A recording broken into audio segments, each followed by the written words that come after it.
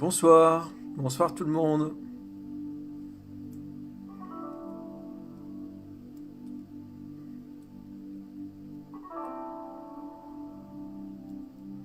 Bienvenue. Bienvenue à toutes et à tous.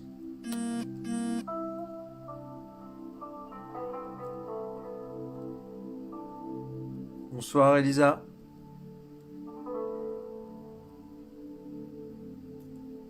Salut Marie. Salut tout le monde, bienvenue. Aline, Karine, Caroline, Sylviane, Sophie, salut tout le monde.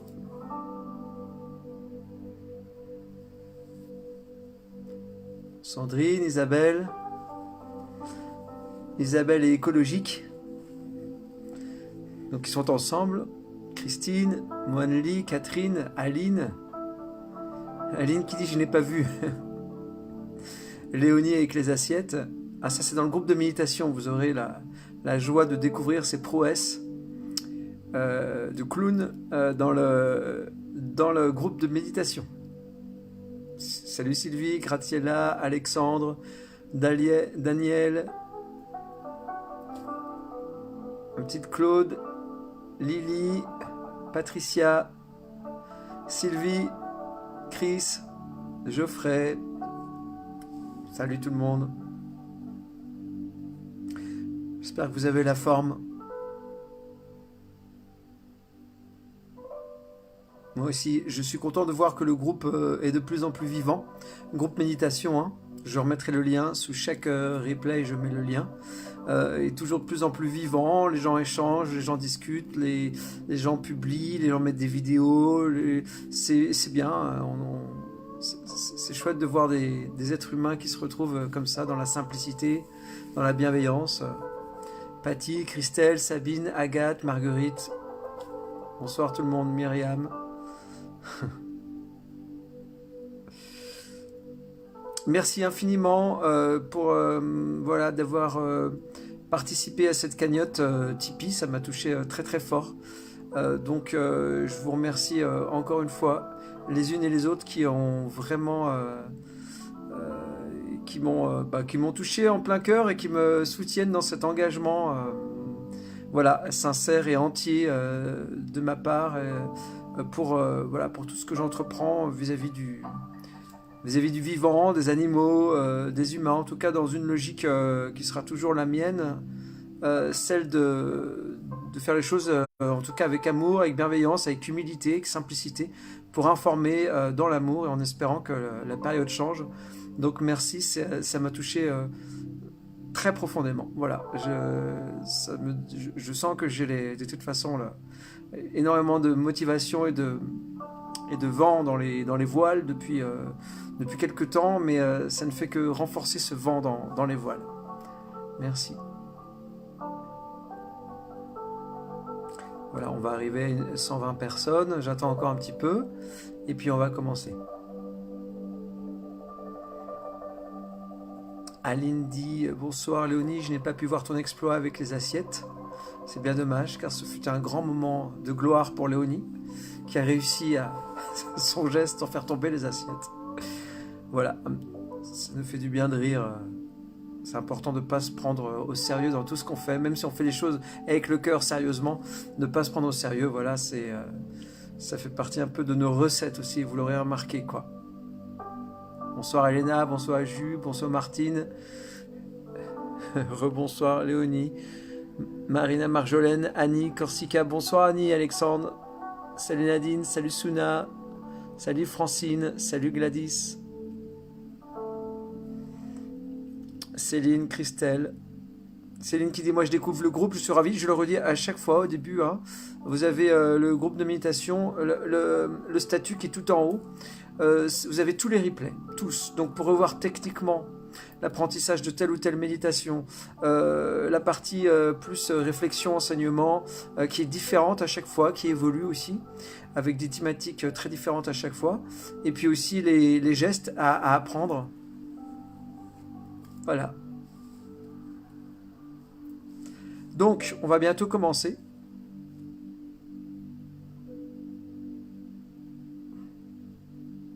J'attends encore un petit peu.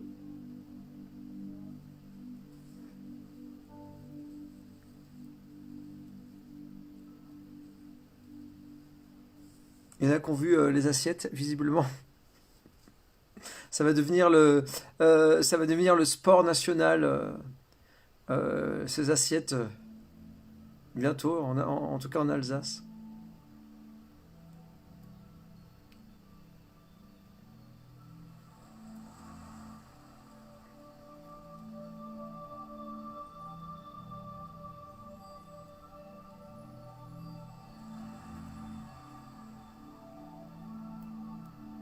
Bon voilà, je pense qu'on est pas mal là.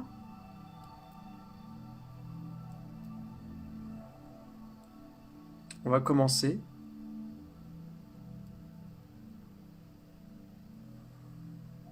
Alors pour toutes celles et ceux qui nous laissent des messages, etc., sur nos différentes boîtes mail ou sur les pages Facebook ou sur celle de l'association ou la mienne, alors je suis désolé, je suis souvent en retard. On a du mal à tout checker en temps réel parce qu'on est sollicité et on a plein de choses, plein de projets en cours, donc c'est vraiment pas facile de tout gérer les messages en même temps. Donc merci pour votre patience et votre compréhension. J'essaye de lire au maximum et avec l'équipe on essaye de tout checker, de répondre, mais voilà, on n'est pas toujours à l'heure. Voilà. Bon, on va commencer.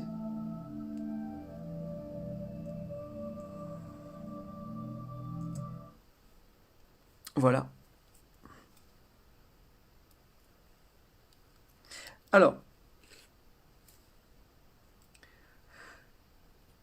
ce soir, je voulais donc aborder un thème qui est dans le prolongement de ce que je vous explique depuis plusieurs semaines, qui est toujours une thématique qui revient. C'est l'idée de se purifier. Voilà. Que ce soit, on va le voir, au niveau du corps, au niveau de l'esprit, au niveau de, voilà, des pensées, etc., y compris de la nourriture, etc., etc. Pourquoi, et puis comment on peut intégrer de nouvelles habitudes, pourquoi c'est important et comment on peut le faire. Alors, l'idée ici de se purifier, c'est pas, comment dirais-je, l'idée de devenir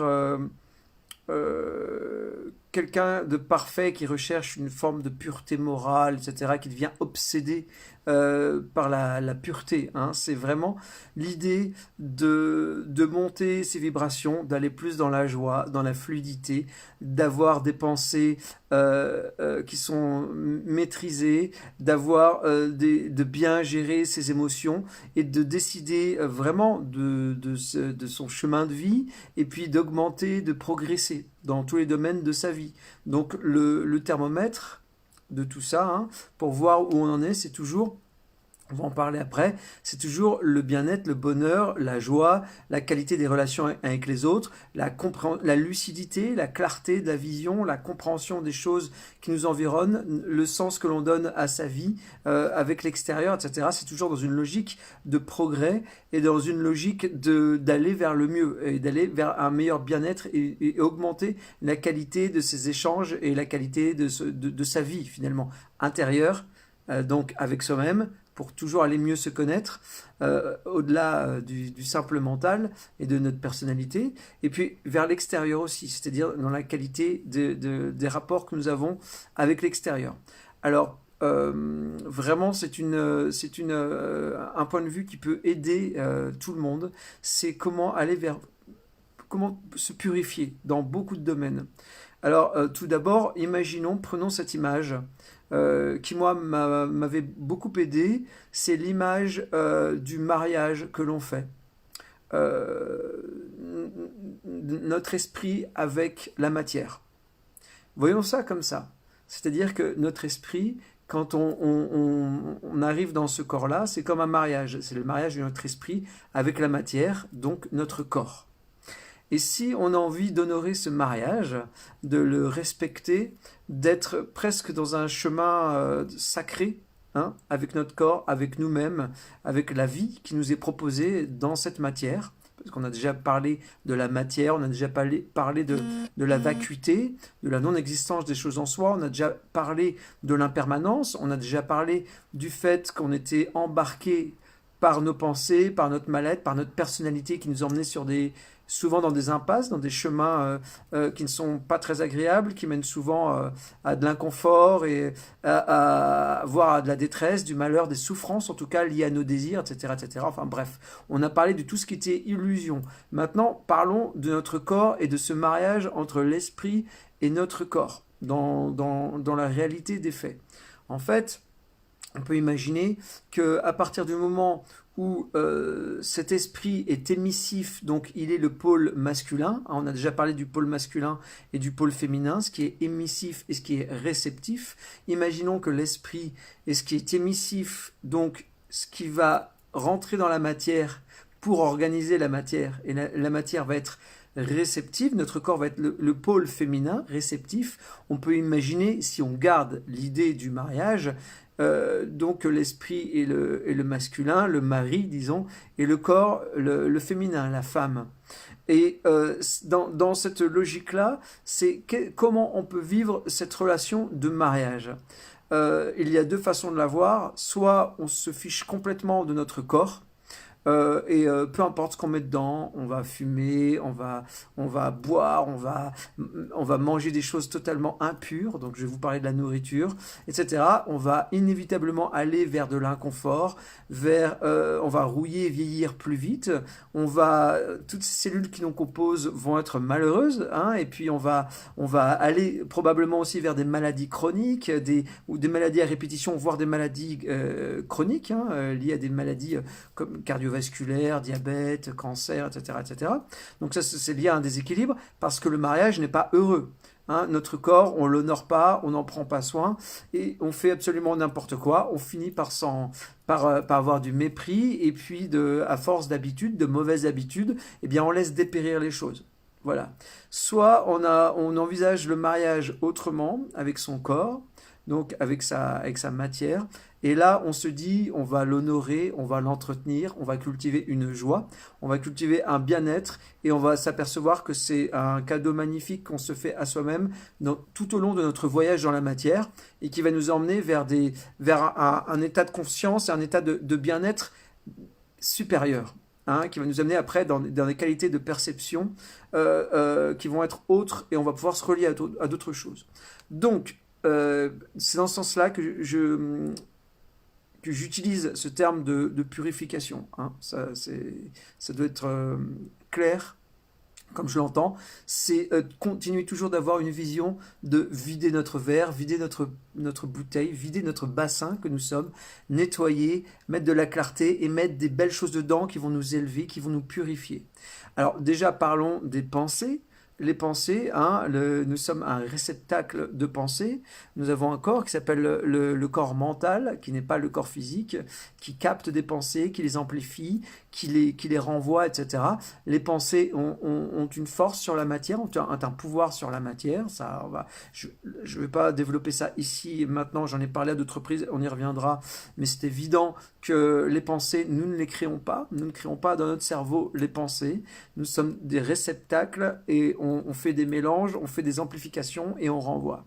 On croit, quand on n'est pas habitué à méditer, à nous observer de l'intérieur, on croit que tout part de notre cerveau, que le cerveau crée des pensées, etc., etc. Et très vite, quand on avance sur le plan de la conscience, on comprend que c'est pas si simple que ça. Hein, ça, c'est une vision très, très, très cartésienne, très matérialiste des choses. Mais déjà, la première idée, ça va être quelle pensée je vais réceptionner, je vais accueillir. Est-ce que je vais accueillir des pensées qui sont ambiantes de mal-être, de médisance, de colère négative, etc. Ou est-ce que moi-même, je vais déjà mettre un filtre dans ce que je reçois? Donc ça, la méditation nous aide énormément à ça. Et je vais accueillir des pensées qui m'augmentent, qui m'élèvent et qui augmentent les autres, qui élèvent les autres. Est-ce que je veux me laisser aller dans un jeu de médisance, dans un jeu d'agressivité, dans un jeu de... On va tous se donner la leçon, on va tous vouloir avoir raison, hein, notre personnalité, notre ego, on va dire notre moi inférieur a besoin de ça, hein, pour se nourrir parce qu'il est dans une forme d'illusion comme ça. Hein. Donc, est-ce que je vais aller vers ça ou alors est-ce que je vais prendre une autre habitude? Dès que je vois que j'accueille une pensée liée à la colère, liée à quelque chose de négatif vis-à-vis de quelqu'un d'autre, liée à quelque chose de négatif vis-à-vis de moi-même, genre je suis bête, je suis nul, ou l'autre, t'as vu ce qu'il m'a dit, c'est quelqu'un de pas bien, machin, etc. Ok, une fois on voit ces pensées arriver, qu'est-ce que j'en fais? Merci. C'est pas comme ça que je vais m'augmenter, c'est pas comme ça que je vais augmenter les autres. Je vais nourrir des pensées qui élèvent, qui grandissent, qui vont être positives. Ce qui m'empêche pas d'agir, hein. Ce qui m'empêche pas, au contraire, d'être acteur dans ce monde, d'être créateur et co-créateur dans ce monde. Pas du tout. Ça va pas m'amener dans une léthargie, dans une acceptation des faits tels qu'ils sont, n'importe comment. Ça va me permettre de choisir la qualité de mes pensées. Soit je prends des pensées qui m'affaiblissent, qui me salissent, qui vont nourrir en plus des choses autour de nous dans les énergies très négatives et des êtres très négatifs autour de moi dans l'invisible, qui vont se gargariser, qui vont se nourrir, qui vont être très heureuses de toutes ces pensées impures comme ça. Soit j'élève ma qualité, la qualité de mes réflexions, la qualité des pensées que je choisis, et là, dans ces cas-là, ce filtre, je me demande, tiens, ce que je dis, est-ce que ça va grandir l'autre? Ce que je pense, est-ce que ça va grandir celui ou celle à qui je pense? Ce que je pense, est-ce que ça va me grandir? Est-ce que je me nourris? Est-ce que je m'élève en vibration? Ou est-ce que je suis en train de m'affaiblir? Il ne s'agit pas de se dire d'être tout le temps pur. Au départ, c'est vraiment pas simple. On accueille des pensées qui peuvent être liées à la tristesse, à la colère, au mal-être. On a tous connu ça. On a des blessures. On est dans la matière. C'est difficile, les amis. Et au départ, c'est dur de se consoler soi-même, d'être fort quand on a des zones de souffrance et qu'on a vécu des choses difficiles ou qu'on voit la souffrance des autres et des gens qui font souffrir d'autres, etc., qu'ils soient animaux ou humains. C'est dur. Tout de suite, je vais être dans l'agressivité ambiante, je vais capter ce qu'il y a sur cette terre-là, et aujourd'hui, je vais capter des choses négatives qui vont être liées à la lutte, qui vont être liées à la lutte négative, vous voyez, à l'agressivité, au jugement, etc. Ok, je vois ça. Non, moi je veux pas m'associer à des choses qui sont liées au jugement, à l'agressivité, etc. Je veux m'élever et élever les autres. Ok, je vais accueillir des pensées beaucoup plus nobles, beaucoup plus élevées, et toujours liées, on va revenir après à ça, liées à cette compréhension de l'impermanence et cette compréhension de la joie. Mais je vais parler après de la joie. Donc ça, c'est déjà les pensées. Une intention a une puissance, les amis. Une intention a un pouvoir. Un pouvoir sur nous-mêmes et un pouvoir sur le reste. Donc c'est déjà surveiller mes pensées, apprendre à les voir venir, mes pensées, les surveiller, ne pas être dur avec moi-même, rester dans la bienveillance, mais commencer à les filtrer. Je prends une mauvaise pensée, là, ok, et je la remplace par une bonne pensée. Quand je dis une bonne pensée, c'est pas moral, hein. Il n'y a pas du bien et du mal, hein. Je ne suis pas du tout dans la leçon de morale, hein. Je suis dans une pensée productive, qui va me faire du bien, qui va faire du bien aux autres. Alors que l'autre pensée était contre-productive, elle allait tous nous descendre. Vous voyez ce que je veux dire? C'est très compliqué parce qu'on se fait tous savoir, on est dans un jeu négatif ici pour l'instant sur Terre, les choses sont en train de changer, mais on est encore tiré vers des choses négatives, on est happé par ce jeu. Hein, encore une fois, s'il s'agit dans la tête d'être serein sur un champ de bataille, c'est le bazar autour de nous. Donc c'est normal qu'on soit attiré par ça. Mais c'est à nous justement de cultiver autre chose pour être fort, les amis. Pour être fort et soigner ses pensées, ses intentions. Voilà, en particulier la médisance et le jugement. Donc ça, c'était une première chose sur les pensées. Mais il s'agit aussi, alors la même chose pour les paroles, évidemment, hein, c'est la continuité de l'intention. Les paroles ont un pouvoir énorme. Il nous arrive tous à vraiment d'avoir des paroles négatives qui font du mal à quelqu'un, etc. C'est pas grave, ce qui est fait est fait. Maintenant, je le regarde. Qu'est-ce que j'ai dit? Tiens, j'ai blessé. Tiens, j'ai dit quelque chose qui n'a probablement pas grandi l'autre, qui ne l'a pas aidé, qui ne lui a pas apporté quelque chose de positif, etc. C'est pas grave. Moi aussi, on se dit tout ça. Moi aussi, voilà, c'est mon moi inférieur. Ben, il vit, il se débat, etc. Ok, maintenant, les prochaines paroles, je vais les surveiller. J'en ai une qui arrive là. Tiens, je vais peut-être pas la sortir celle-là. je vais peut-être pas la sortir parce que ça va peut-être pas apporter quelque chose de très positif. Donc du coup, eh bien, je vais réfléchir, je vais me taire ou alors je vais dire autre chose qui va être beaucoup plus productif. Donc ça, c'est la continuité de l'intention. C'est soigner ses paroles. Et puis, évidemment, il y a les actes. Il y a les actes, donc il va sans dire, là j'ai pas besoin de faire de dessin, mais il y a des actes positifs qui nous aident nous-mêmes, et puis il y en a d'autres qui évidemment sèment le trouble, font du mal, ou alors sont tout à fait neutres. Alors, il y a un acte important dont je vais parler maintenant. Ici, c'est celui de manger, de se nourrir pour se purifier aussi. Parce qu'il faut bien comprendre dans ce mariage formidable de l'esprit avec la matière, qu'on voyage dans cette matière, et mon Dieu, que ce n'est pas facile, on le sait, c'est le monde aussi des souffrances si on pense à l'envers, si on n'est pas connecté à des choses élevées, on va se laisser aller dans des souffrances, dans des schémas répétitifs, dans des recherches de compensation. Je l'ai expliqué l'autre fois, dans des recherches de lumière et d'amour à travers quelqu'un d'autre, donc on va le pomper, on va le sucer et jusqu'à la moelle, et on va l'épuiser, et après on va être malheureux nous-mêmes, etc. C'est-à-dire aller se connecter à d'autres choses. Mais la nourriture, c'est pareil. La nourriture, se nourrir, voilà, je le dis dans des termes simples, se nourrir de choses qui sont impures, comme les cadavres animaux, hein, des êtres qui ont souffert, qui ont aussi un corps éthérique et un corps astral, eh bien, qui ont la mémoire de leur souffrance, et aussi avec tout ce qui est glandes endocrines, etc., même dans les tissus de la chair, mais prendre, nous qui sommes des êtres qui sommes à la base des cueilleurs, des êtres tropicaux, hein, avant d'être chasseurs même, nous sommes des cueilleurs, des êtres tropicaux. À la base, nous sommes faits, et en plus, quand on réfléchit à notre spiritualité, nous sommes faits pour manger des choses pures, légères en vibration, le plus vivant possible dans sa nourriture. Si je vous invite à faire une expérience, parce qu'il ne s'agit pas juste d'écouter des paroles, il s'agit d'expérimenter. On est tous les mêmes, on a tous le même logiciel, on a tous un corps, il faut expérimenter. Si on mange, passer 15 jours à manger du cadavre animal, des choses lourdes, alors tout ce qui est acide en plus, hein, les animaux, les poissons, les mammifères, les oiseaux, tout ce qui est produits laitiers, etc. Et voyez dans quel état on est dans le corps. Ça, en général, c'est lié à la colère. C'est lié aux douleurs, aux acidités, etc. Mais c'est lié à la colère. Voilà, l'agressivité, etc. C'est la force. Mais pas la bonne force, la puissance intérieure, la force bête de l'ego. Si on mange énormément de sucre lent, de féculents, des choses lourdes, des pâtes toute la journée, du gluten, machin, etc., et beaucoup de céréales cuites, etc., on va être beaucoup plus lié à l'indolence. C'est-à-dire que ça va créer en nous des lourdeurs, une forme de soumission, une forme de fatigue un petit peu chronique comme ça, etc.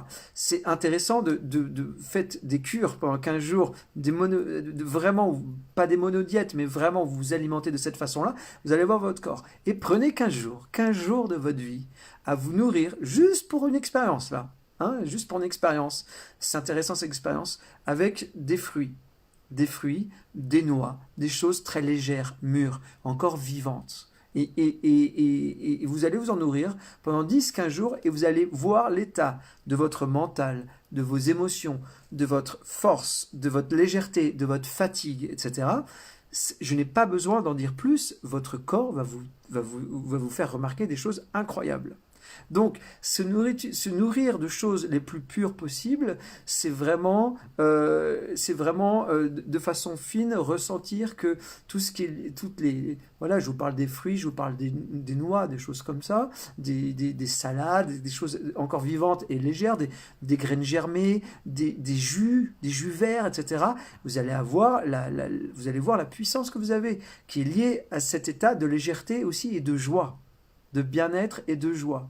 Donc voilà, c'est intéressant de comprendre ça, que ce que l'on mange, ce n'est pas anodin, les amis, ce que l'on met dans notre corps. Ce n'est pas anodin. Si on met de la souffrance dans notre corps, des choses lourdes qui ne sont pas faites à la base pour notre système digestif, on utilise énormément notre énergie pour digérer ça. et nous sommes fatigués. Être fatigué après un repas, et moi ça m'arrive parce que je mange pas tout le temps vivant, j'y vais de plus en plus, et c'est une grande partie de mon assiette, mais je vois bien les périodes où je mange vivant essentiellement, je suis dans une forme olympique, avec des pensées légères, une acuité, etc. Si je sors fatigué d'un repas, bon, je me suis fait un peu plaisir, j'ai fait une fantaisie, etc., gastronomique, on va dire, mais liée, par exemple, à des féculents, des choses trop, une accumulation de QI, etc., je vais voir la différence. Hein, je vais voir la différence dans mon corps. Il y a aussi l'intention que l'on met quand on mange, quand on reçoit. J'en finis par là pour chercher à se purifier. Par exemple, avant de manger, si vous vous mettez en relation avec vos aliments, hein, parce que tout est magique, cette vie elle est magique, on n'a encore rien compris, on est juste en train de comprendre que c'est beaucoup plus fantastique et complexe que juste une histoire de calories, de vitamines, de ci, de ça. C'est que si je mets une intention dans l'aliment quand je l'ingère et que je veux capter le meilleur en lui, que ça me nourrisse de façon subtile, de façon légère, de façon spirituelle, etc., je vais pas du tout avoir le même rapport avec mon aliment que si je le mange en totale inconscience. Et je le vois bien. Je le vois bien à moi-même. Si je mange un repas en m'amusant, en discutant, etc., et je mange vite, etc., je ne vais pas du tout m'en nourrir de façon subtile, comme si j'étais vraiment avec mon fruit, avec un repas, et que je le mange en conscience. C'est comme quand on regarde le soleil. Si vous captez ces rayons pour vous remplir, vous allez remplir votre rat, vous allez vous remplir d'une clarté et d'une énergie que vous n'aurez pas si vous regardez juste bêtement le soleil et hop, vous passez. Ce n'est pas du tout la même façon de se nourrir. Donc voilà, se purifier en conscience, par exemple sous la lumière du soleil, se nettoyer, etc., manger des choses qui sont faites pour nous en écoutant notre corps, en étant responsable de ce que l'on met à l'intérieur, et aussi choisir la qualité de nos pensées, de nos intentions, et bien tout ça, ça va vers une idée de travailler vers une forme de purification. Ça ne veut pas dire être triste et pénible, au contraire, ça nous mène vers la joie. Alors voilà, je dis un dernier mot, c'est sur la joie, concernant la joie. La joie, c'est... je ne parle pas d'une excitation passagère qu'on peut avoir tous, voilà, c'est rigolo, on est joyeux, on rigole un grand coup, et on est très excité, etc. Ça, on peut être dépressif et avoir une joie passagère d'excitation, ça c'est autre chose.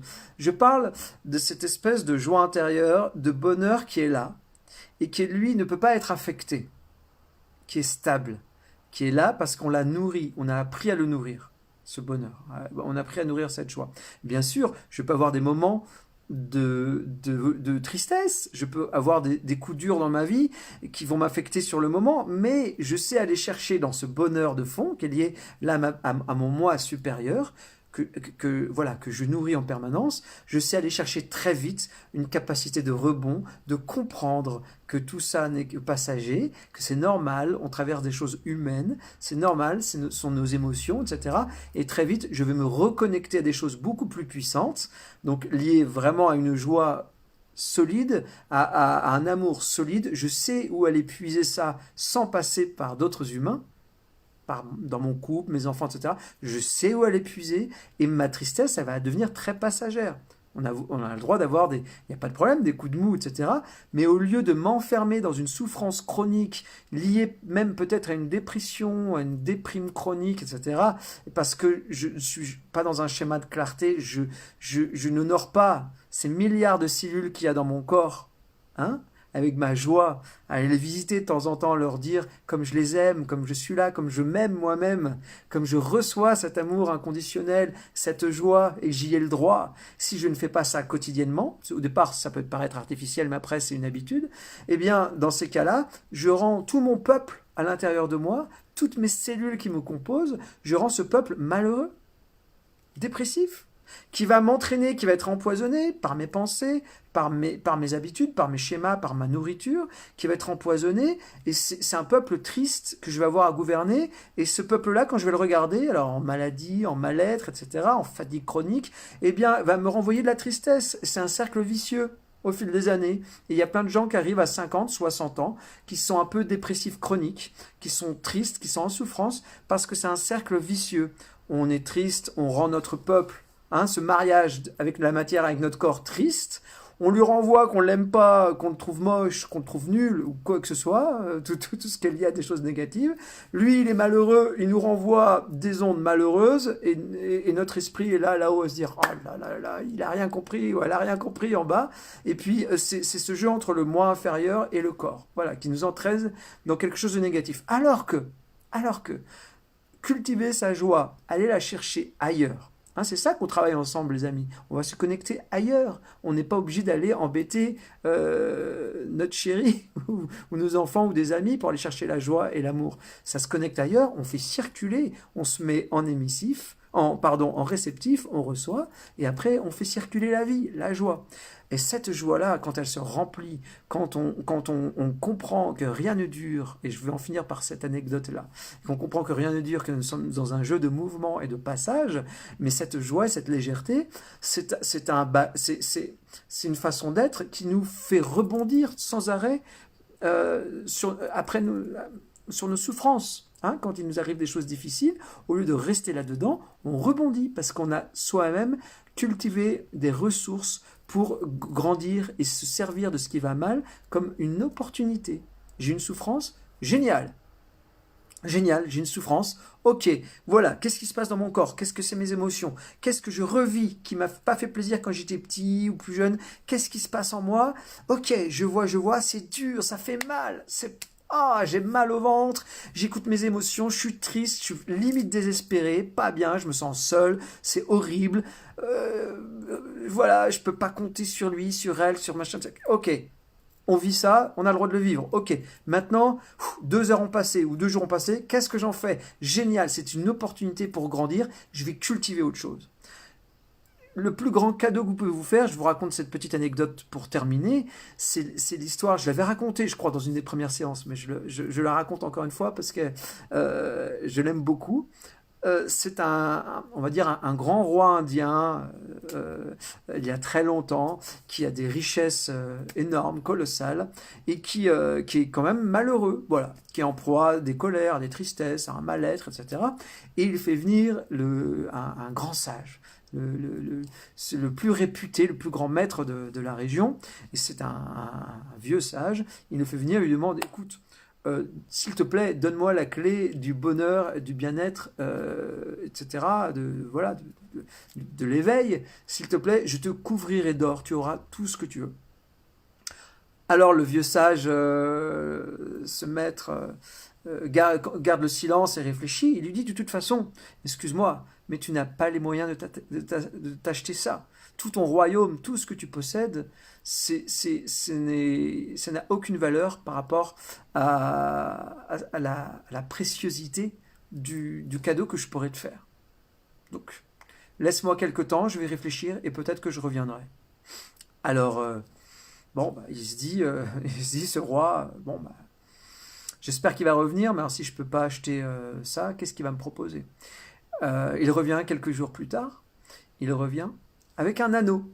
Avec un anneau, il lui dit, voilà, c'est un anneau, je vais te le mettre à ton doigt, je ne te demande rien en échange, tu le mets à ton doigt, et quand il arrivera quelque chose, que ce soit triste, dur, ou que ce soit même joyeux, etc., tu liras toujours ça. Ce qui est marqué dessus. Et la clé de ton bonheur et de ton éveil, elle va être là-dessus. Et qu'est-ce qui était écrit sur cet anneau? Ça aussi, ça passera. Ok, j'ai une peine, j'ai des galères. Je regarde, ça aussi, ça passera. De toute façon, qu'on le veuille ou non, ça passera. J'ai une joie intense, machin, etc.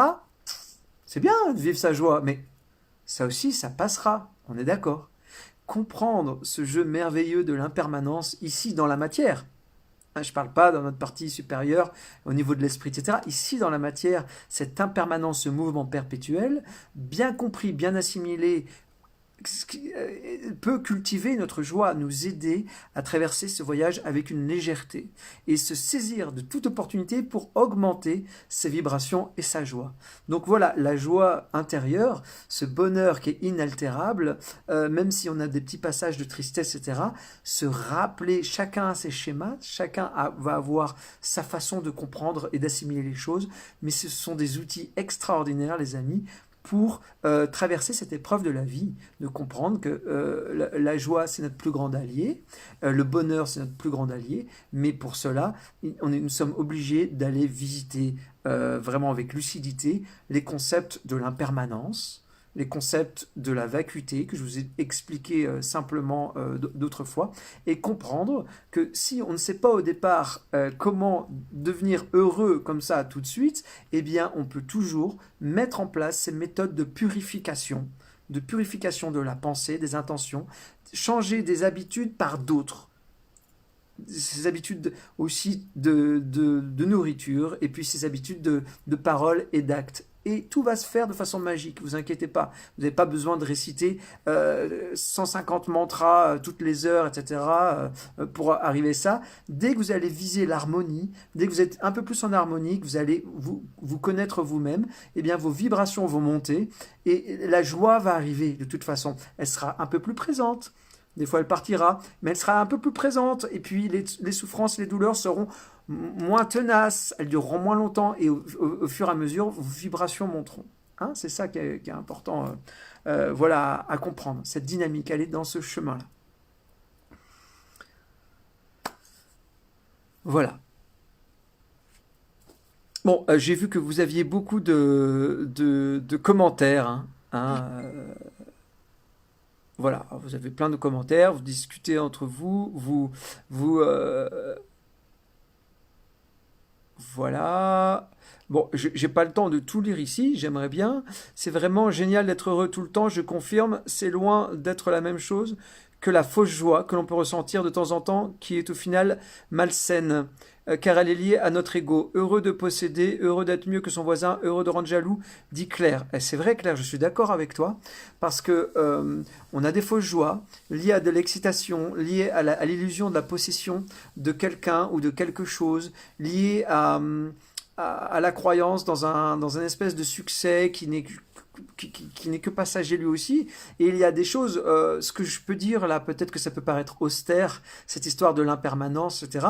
Cela dit, une fois que c'est intégré et que nous avons cultivé autre chose, on s'aperçoit au contraire que ça nous mène vers une légèreté d'esprit et vers une vraie joie intérieure qui nous rend encore qui nous donne encore plus envie d'aimer les autres, plus envie de s'aimer soi-même et plus envie de recevoir l'amour des autres. Voilà, hein, ça c'est pas du tout triste et ça ne va pas vers le nihilisme, le je m'en foutisme puisque tout est impermanent. Non, au contraire, ça prend encore plus en considération la souffrance des autres et on sait très bien qu'on a envie d'être encore plus joyeux pour les autres et les aider positivement parce qu'on sait très bien que si nous-mêmes on est triste, on va pas aider les autres qui souffrent. Hein.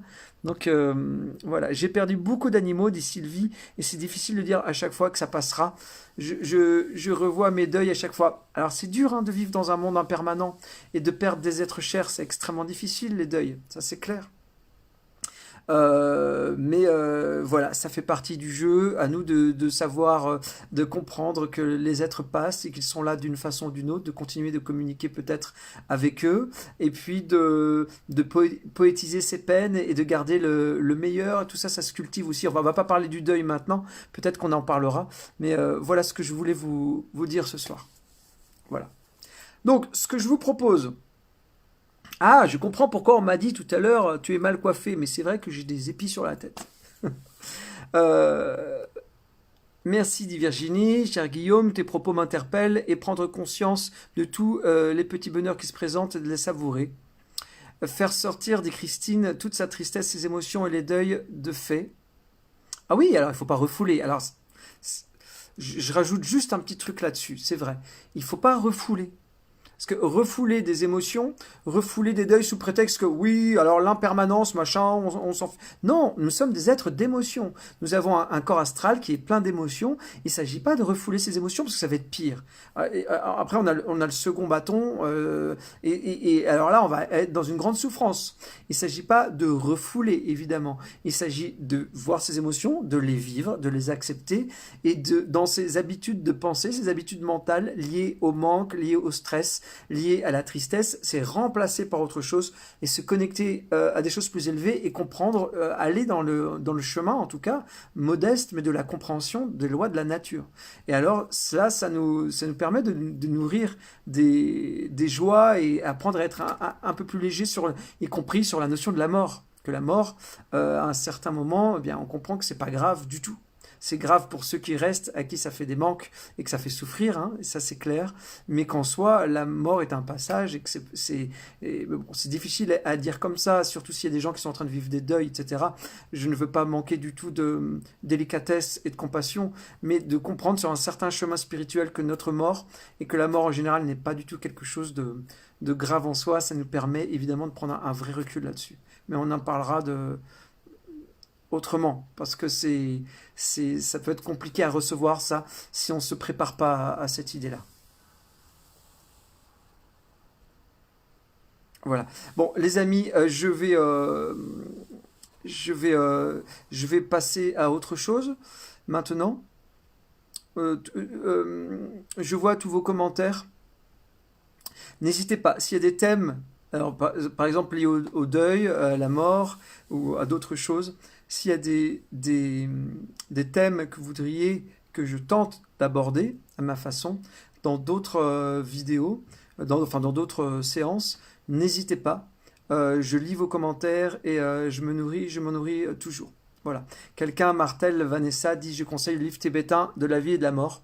Il m'a beaucoup appris. Alors oui, c'est le livre des morts.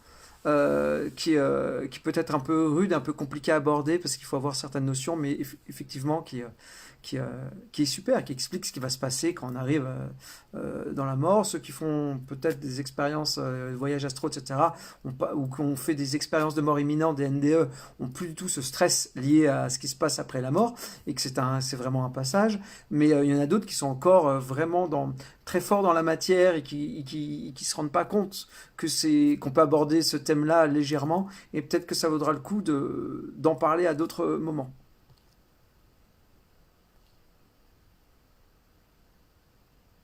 Ok, bon voilà, on pourrait discuter encore des heures, parce que c'est super intéressant tout ce que vous dites, et puis moi ça me donne envie de bavarder avec vous, mais je vais vous proposer un nouveau geste. Est-ce que vous êtes prêts et prêtes pour un nouveau geste? J'ai vu que vous travaillez énormément vos gestes. C'est vraiment... Oui, alors je rebondis juste sur un truc avant de me lever et de vous proposer un nouveau geste. Marie-Cécile dit: le livre tibétain, donc le livre des morts, moi il m'a fait flipper. C'est clair que c'est pour ça que je donne pas des livres, je donne très peu de listes de livres, des livres qui vont loin, parce que c'est un chemin.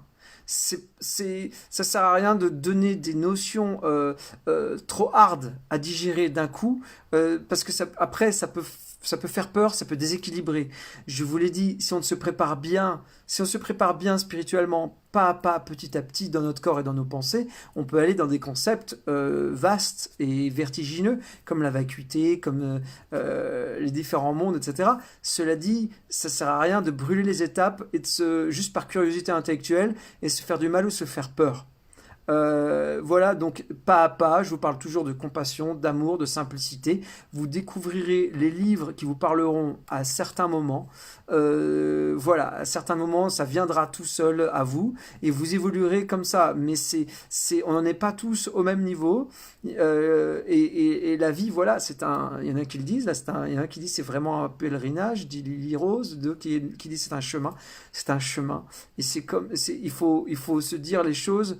Il faut découvrir les choses, elles arrivent à un moment donné. Et au départ, ça peut être angoissant et vertigineux de sortir de notre réalité, de comprendre que ce qu'on vit, c'est une illusion.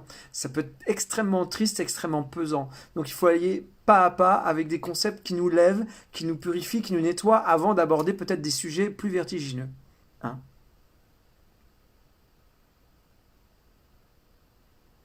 Oui, il y a des gens qui font pas peur du tout, voilà, dans le bouddhisme, des lamas très sympas qui abordent des concepts de façon, de façon occidentale, dans la tranquillement, qui font pas trop peur avec des concepts trop vertigineux. Donc allez vers eux au départ, hein, ça peut être sécurisant. Bon, alors, on va faire un nouveau geste aujourd'hui.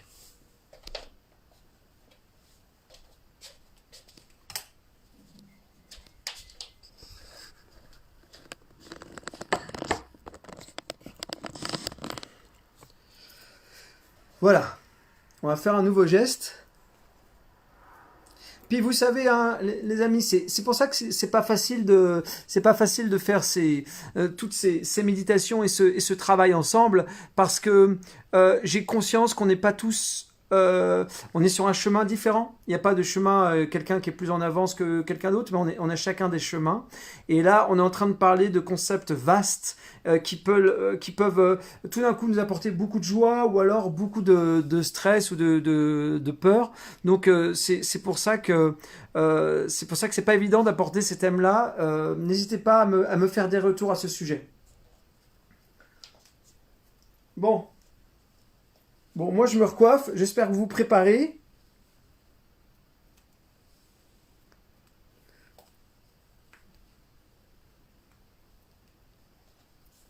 Voilà. Alors, je vais vous apprendre un nouveau geste. Vous êtes prêts? Vous êtes debout?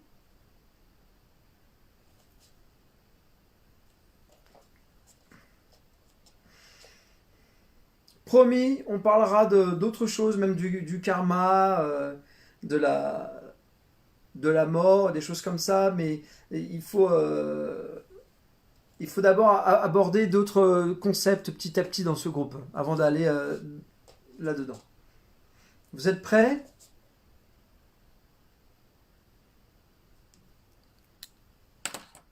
Allez.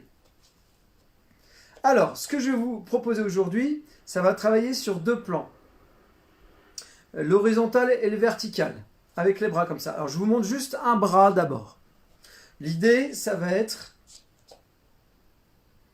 de tendre la main, de faire donc, allez, devant comme ça, et on coupe devant soi comme ça. Je vous le remontre. On fait comme ça, et on coupe comme ça, et on coupe. Sur deux plans. Deux plans à 90 degrés, comme ça.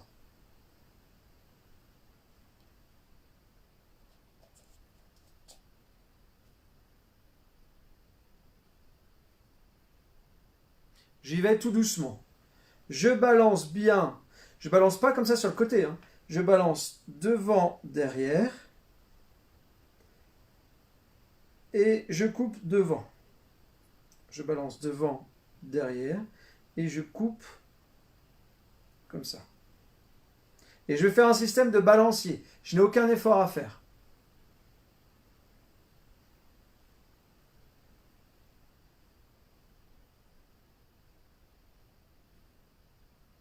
D'accord? Je vais faire pareil avec mon autre bras. Donc je croise les plans, je suis sur deux plans.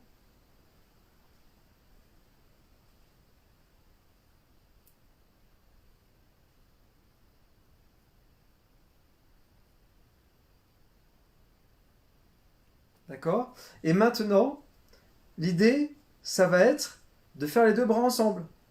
Donc ça va être comme ça. Et là, on va rire. D'accord? Je vais décomposer. Bon, voilà, là ça va être rigolo. Est-ce qu'il y en a qui arrivent? Julie Boisson qui dit je sens qu'on va rire encore. Aline qui dit trop facile pour l'instant, mais là c'était pas avec les deux bras. Alors je vous réexplique tout doucement. Quand je vais avoir la main derrière en face, cette main-là, elle va être à gauche. D'accord? Et quand elles vont se croiser, la main qui remonte, elle va couvrir l'autre. Et ça va repartir dans l'autre sens. La main qui remonte, ça va couvrir celle-là. Et ça va repartir dans l'autre sens. Sur deux plans. On est bien d'accord qu'on a un plan, on va dire horizontal, et l'autre vertical. D'accord? Je vais le faire comme ça. Donc, ça va faire ça.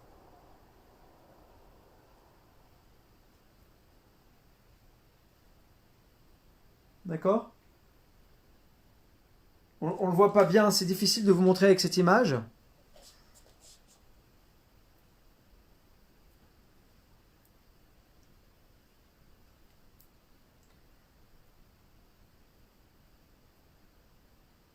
Quand je remonte ici, je remplis et je repars derrière et sur le côté. Je reviens ici, ma main qui monte couvre l'autre et ça part dans l'autre sens. Donc on redécompose avec un bras bien comme ça sur le côté. D'accord?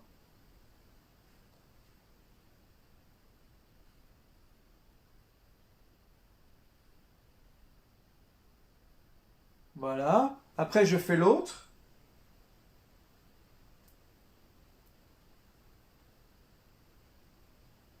D'accord? Je fais le deuxième. Et je les fais les deux ensemble. Alors, il y en a un qui va derrière, l'autre sur le côté. Donc la main là, elle est en dos et là la main les face. Je remonte, je couvre et je repars. Vous avez vu, j'ai changé de plan. Celle-là, elle est en face et celle-là, elle vient sur le côté. Sur le dos, on voit le dos. Et je reviens, celle qui monte, elle recouvre et je pars sur le côté et derrière.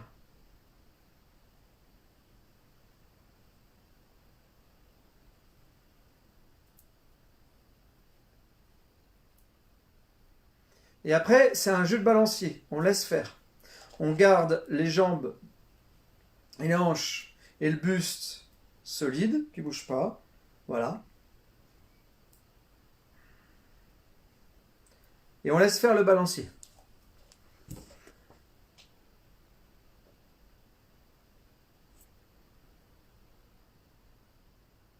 Trop compliqué avec les deux bras en même temps, dit Marie. Ouh là là, dit Carole.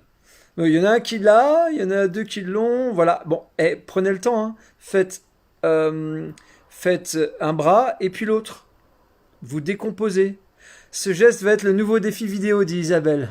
Je sens. Euh, mince, c'est chaud, dit Edith. Yes, ça le fait, dit Myriam.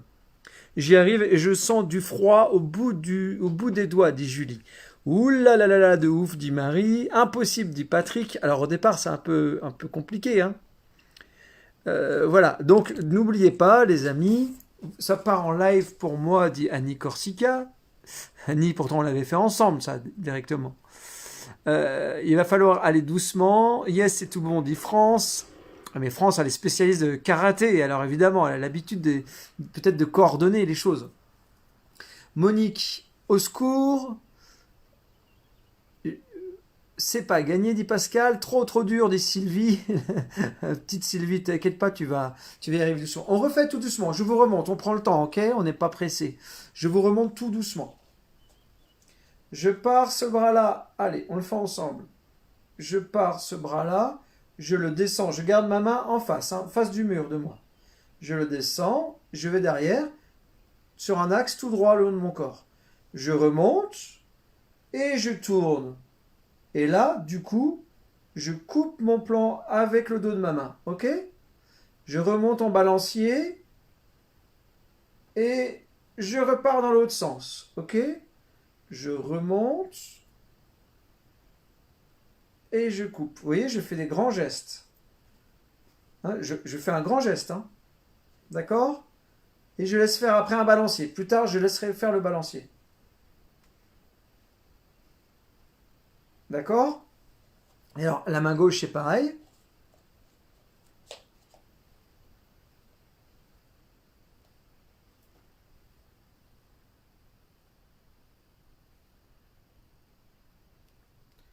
La main en face qui remonte et qui coupe. Le dos. La main en face, comme ça, et qui coupe. Ok? Vous entraînez un bras après l'autre, tout doucement. Voilà. Il faut d'abord avoir le geste un bras après l'autre. Il ne faut pas courir à tout vouloir si jamais vous ne le sentez pas. On n'est pas tous égaux face justement à ces coordinations. Eh bien, vous allez apprendre, mais à votre rythme. Vous décomposez les deux gestes. Et ensuite, vous prenez les deux mains ensemble. Donc, vous partez l'une ici, vous voyez, et l'une là. Et celle qui remonte, voilà.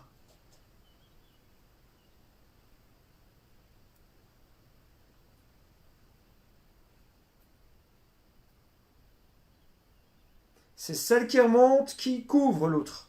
Ok? Celle qui remonte couvre l'autre. Et après, vous ferez un jeu de balancier, comme ça. Et utilisez un miroir, comme ça vous verrez si vous êtes dans l'axe.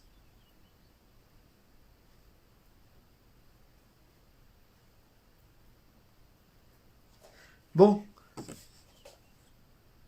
doucement avec les deux. Ok, je vais y aller doucement avec les deux.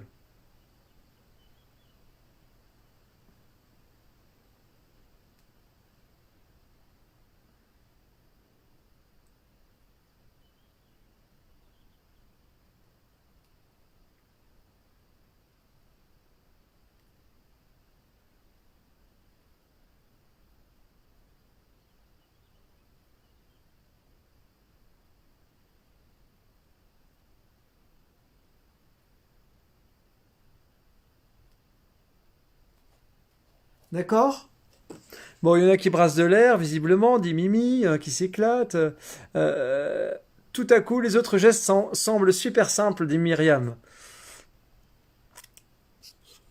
Elisa Moon dit j'ai le geste un bras après l'autre, mais pas les deux en même temps. Vous les aurez, soyez tranquille, allez-y tout doux. Voilà, c'est un rythme à intégrer, etc. Bon, ben voilà, on verra vos progrès. Hein, pour celles et ceux qui ont envie de le poster, n'hésitez pas. Si vous avez des questions, n'hésitez pas non plus.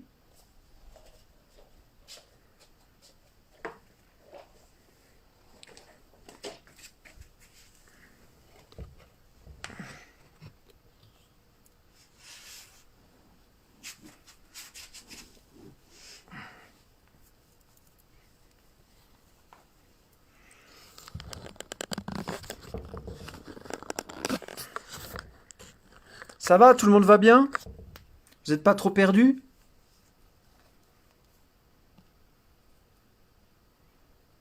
Je l'ai au ralenti, dit Gaëtan. Dan Franch Liberté, ça vient, mais dur, dur. Ventilo pour cet été, dit Edith. Il y en a qui parlent de natte synchro au sol, dit Elodie. Bon, je vais m'entraîner toute la nuit, dit Florence. Bon, bah c'est bien, ça te promet une belle nuit.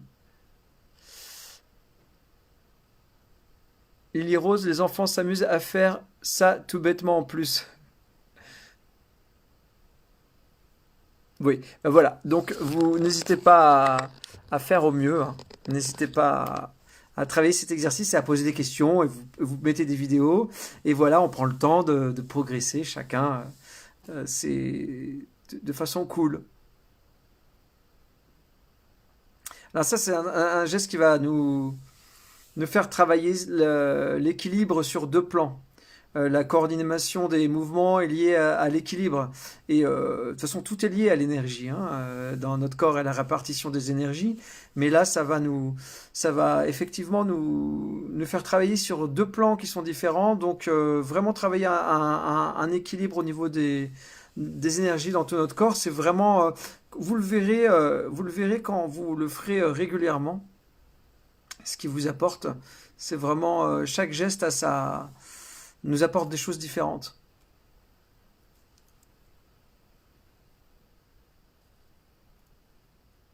Sophie dit un bras après l'autre, mais les deux catastrophes.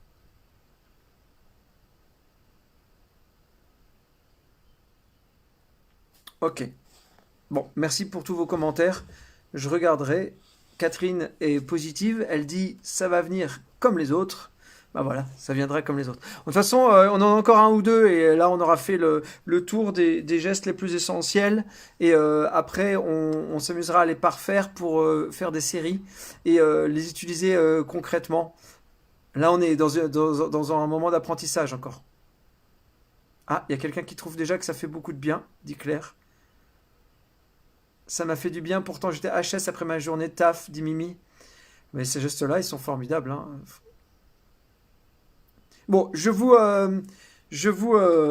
invite à le travailler, et puis à me donner des nouvelles. Et après, on fera un bilan général sur tous les gestes. Et voilà, on en reparlera. Oui, à faire le matin aussi, bah, si vous pouvez le matin, c'est super. Vous réveillez, boire voilà, une tisane, un verre d'eau chaude avec du citron, enfin ce qui vous va bien à vous. Et puis vous vous hydratez, vous mangez un fruit, etc. Ou à jeun, c'est bien aussi. Et puis vous faites ces gestes-là, vous faites un petit automassage, peut-être une petite méditation. Vous allez voir votre journée, elle va être super sympa, quoi. Voilà.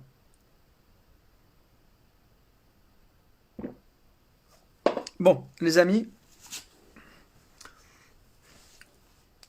on fait une petite méditation. On va faire une méditation tout de suite après les exercices. Là, on va faire 21 respirations pour changer un peu, pour pas faire toujours les mêmes séances. Donc, on va faire les doigts comme je vous ai appris.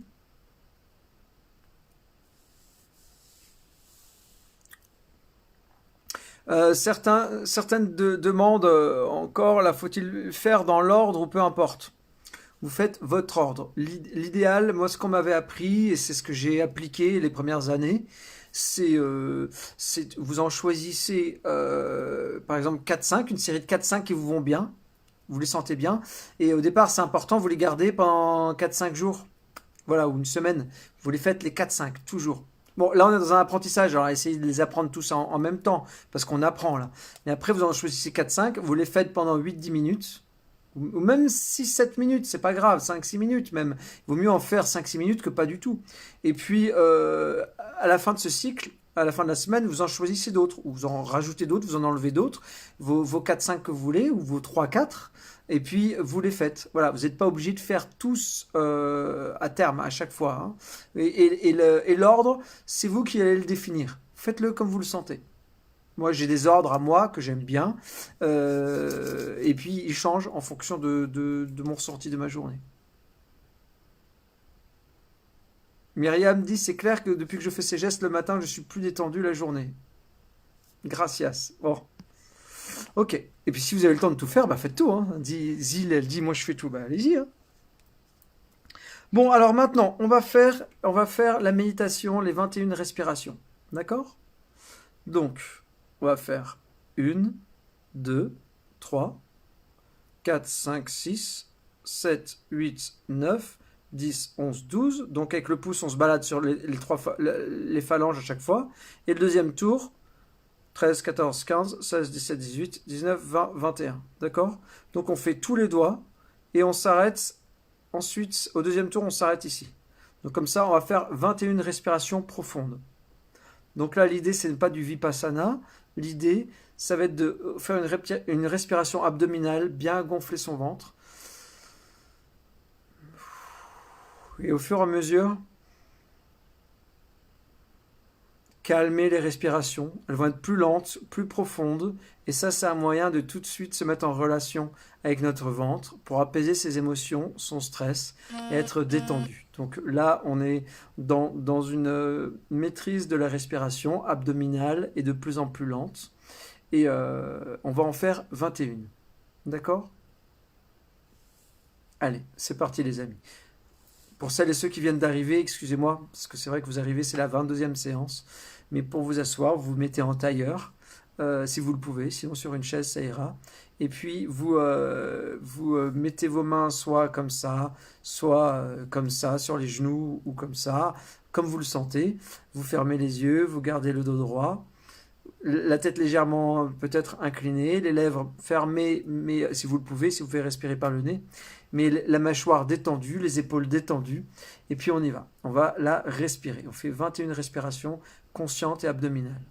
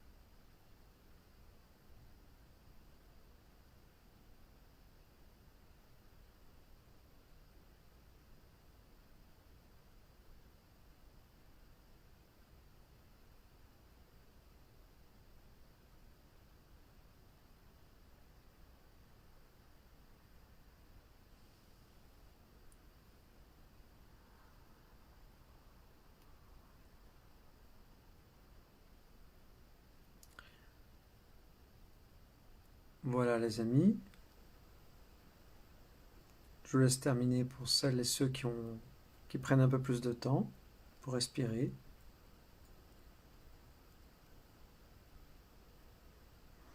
Donc quand il y a des sons ou quand on a des pensées qui arrivent pendant la méditation, eh bien voilà, on les regarde passer, on les accueille, on sourit et on revient dans sa respiration. On suit le courant de la respiration qui va jusqu'au ventre. On se connecte à cette respiration.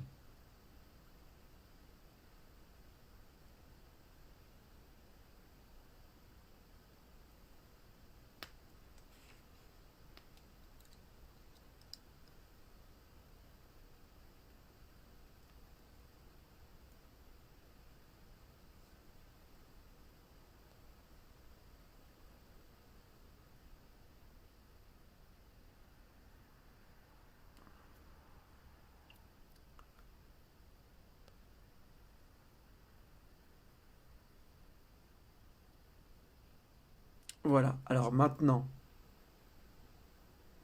qu'on s'est détendu avec les respirations, ça c'est vraiment, on pouvait respirer quand vous voulez comme ça, vous reconnecter avec votre respiration abdominale, ça va tout de suite vous mettre dans un état plutôt apaisant. Hein, donc ça c'est, on peut tous y avoir recours. Il y en a qui disent profonde me fait toujours bailler, les respirations profondes. Françoise dit aucune pensée, super, hyper agréable, zéro pensée, dit Lily Rose, bravo, c'est bien, à bientôt, ça aussi ça va passer. J'ai eu des problèmes de connexion, ça ne fait qu'arriver, ok. Bon, en tout cas, voilà. En tout cas, maintenant on va faire une méditation donc Vipassana, d'accord? Donc la méditation Vipassana, elle va consister, comme je vous ai déjà expliqué, à, à observer sa respiration. Et là, on va pas la maîtriser du tout. On va la regarder telle qu'elle est, d'accord? Donc on va d'abord regarder toute la trajectoire de l'air qui rentre par le nez et qui circule à travers nous, juste en observation, voilà, avec équanimité, donc avec détachement. On ne juge pas, on ne contrôle pas, on ne met pas de mots, on reste juste focalisé en observant de façon totalement détachée notre respiration et toutes les sensations qui y sont liées. Donc ça, on va s'y mettre. Pour celles et ceux qui le peuvent, euh, conserver vraiment cet état d'immobilité, hein, une immobilité quasiment parfaite. Et celles et ceux qui ne peuvent pas, ben, c'est pas grave. Faites ce que vous pouvez, chacun à son rythme.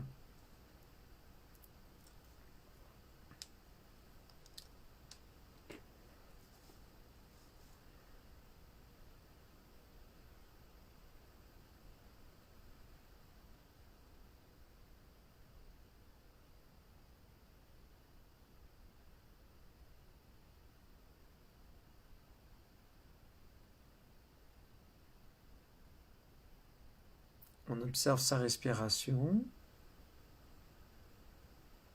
on la regarde, on la ressent.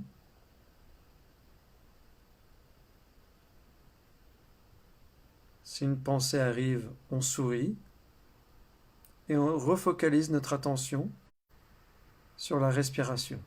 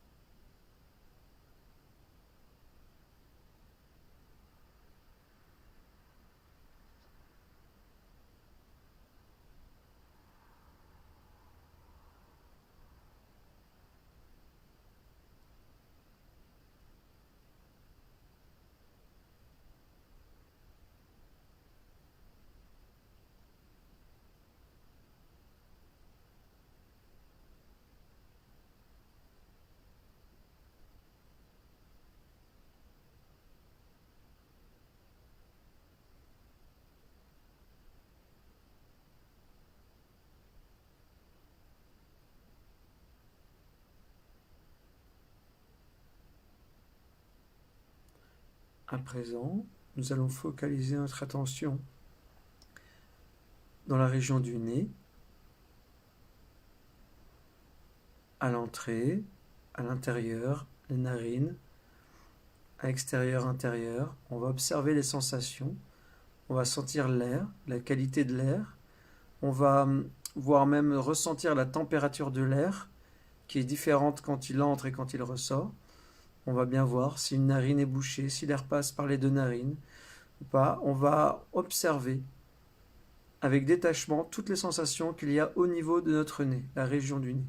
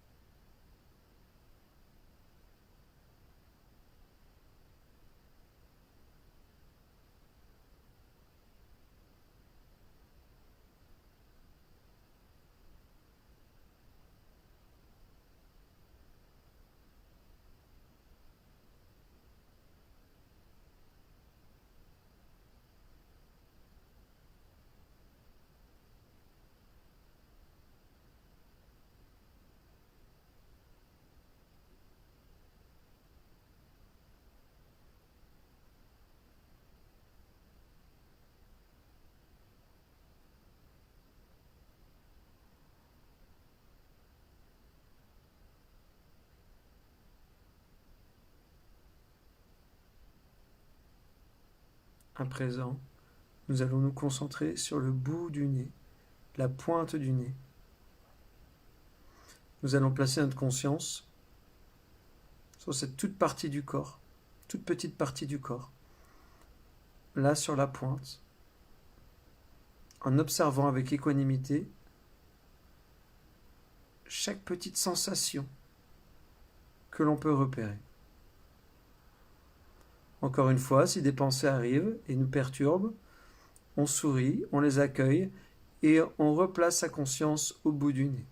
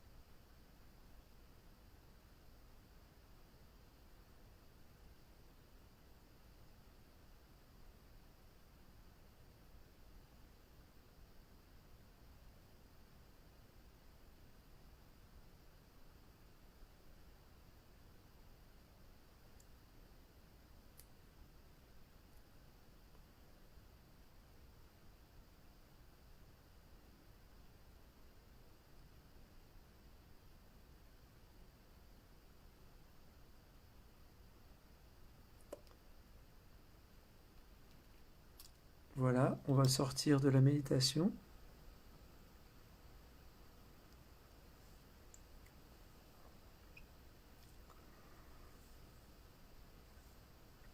Je vous ai parlé tout à l'heure de la nourriture. effectivement, pour méditer ou même travailler, entreprendre des choses, quoi que l'on fasse, plus on va se nourrir légèrement, vous verrez la différence.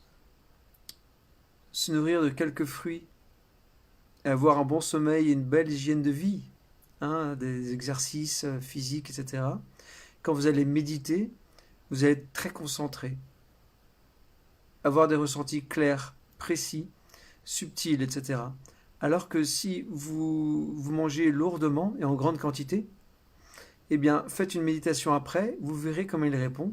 Vous allez vous endormir, votre concentration va pas être merveilleuse et vous allez être plutôt dans la sieste que dans la méditation.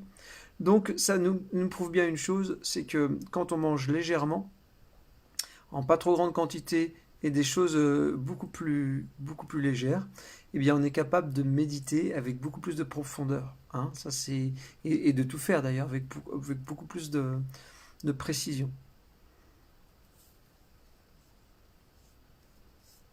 Évidemment, un gros plat à la crème et puis plein de gâteaux et plein de choses lourdes à manger et puis après méditer, ça va être compliqué.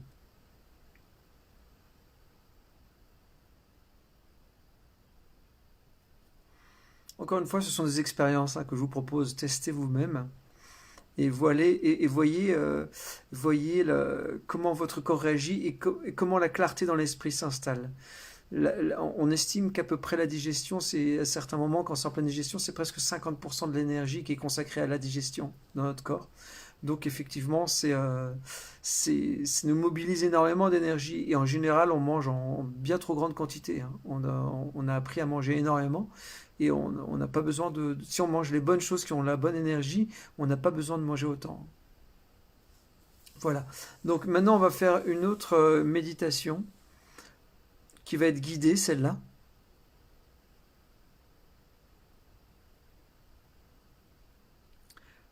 Donc, on va se préparer.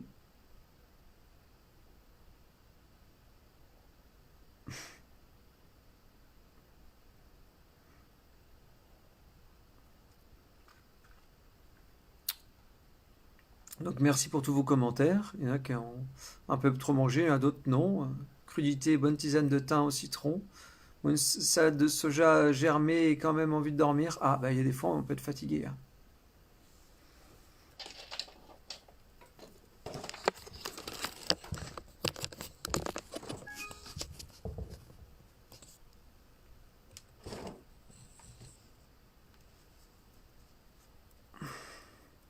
Quand on change d'alimentation, il y a quelqu'un, Sylvie, qui demande, je commençais depuis hier après-midi à manger cru et j'ai commencé à avoir des maux de tête, etc. Oui, le corps, quand on change son alimentation, quand on passe à autre chose, vaut mieux y aller en transition petit à petit, parce qu'il se peut, c'est comme pour des jeûnes, c'est comme quand on met autre chose dans son corps, on n'est pas habitué à ça, il se peut qu'il y ait des réactions au départ, donc il faut s'acclimater. Hein.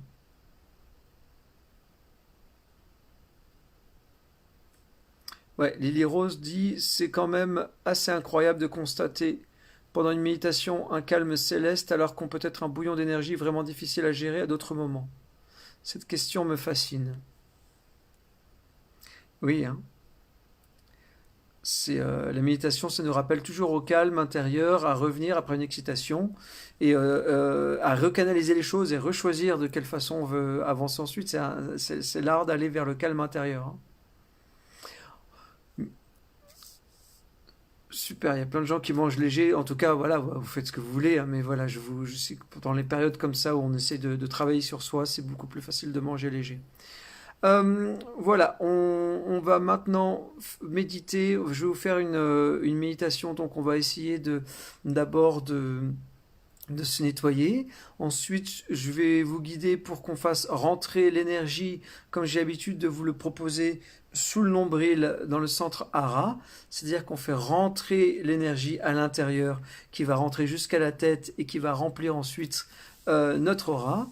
Et on va ensuite faire une méditation liée à la compassion.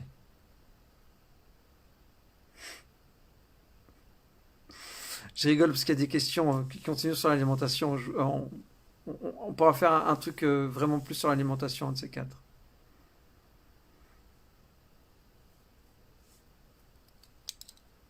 Allez, on va se mettre en position, les amis.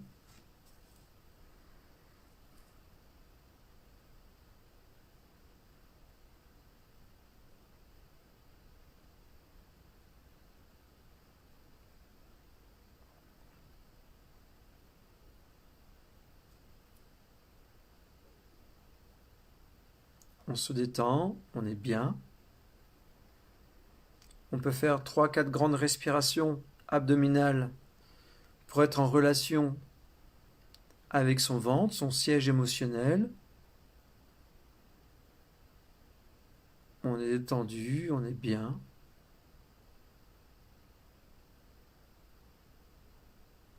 On peut même esquisser un sourire.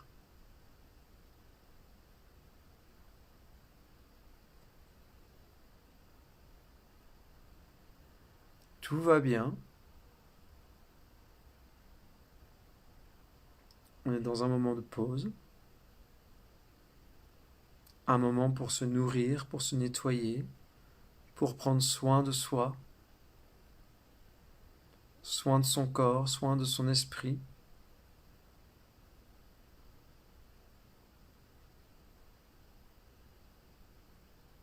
Pour pouvoir ensuite être encore plus efficace et utile,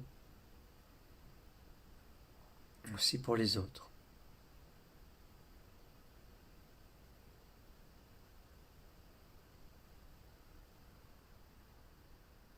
On va commencer maintenant en faisant le vide, quelques petites minutes. On fait le vide des pensées. On fait un off de quelques minutes. Si une pensée arrive, je souris avec bienveillance, je la regarde passer, et je reviens avec moi-même, avec cette présence, cette énergie qui est au-delà du mental. Je suis bien,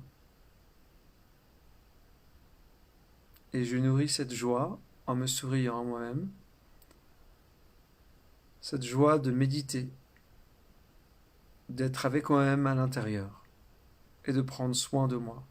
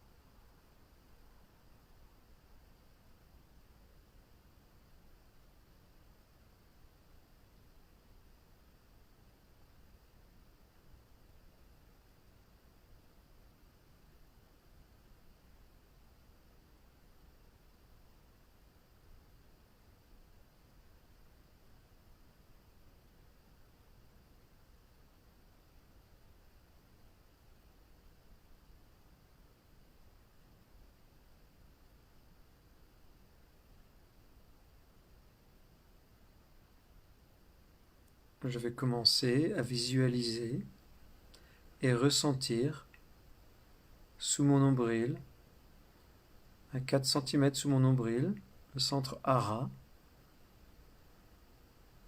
Quand j'inspire, une énergie vitale qui rentre par mon ventre. Et quand j'expire, qui se diffuse à l'intérieur de moi, des pieds à la tête. J'inspire, je rentre de l'énergie, j'expire, elle se diffuse jusqu'à la tête.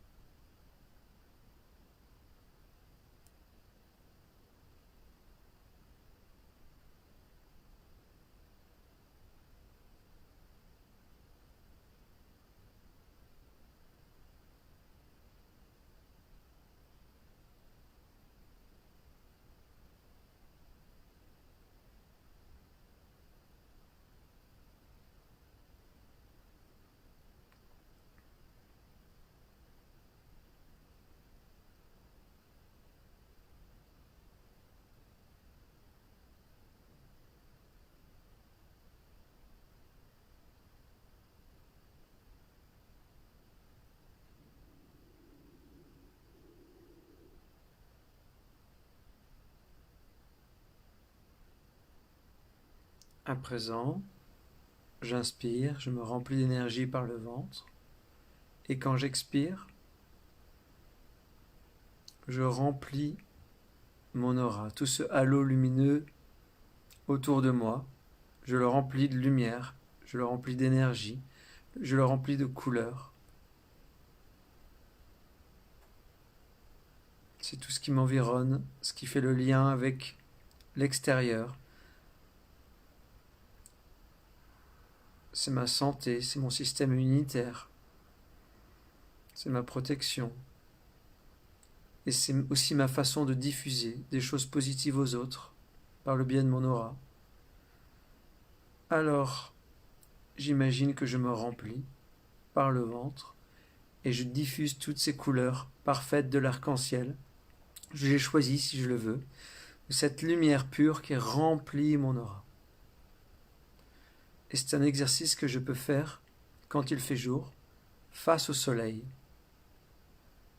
et sentir consciemment que je me remplis, que je remplis mon aura qui grandit, qui est alimenté, en regardant le soleil.